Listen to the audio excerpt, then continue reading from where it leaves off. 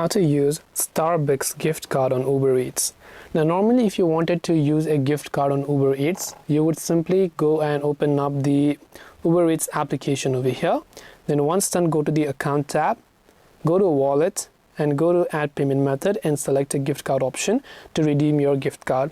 But currently Starbucks delivery orders placed through Uber Eats or any of the other apps like DoorDash don't accept payment via the Starbucks app or the gift cards, right? So Starbucks does offer you mobile order and pay through their app, which allows users to pre-order and pick up from participating stores.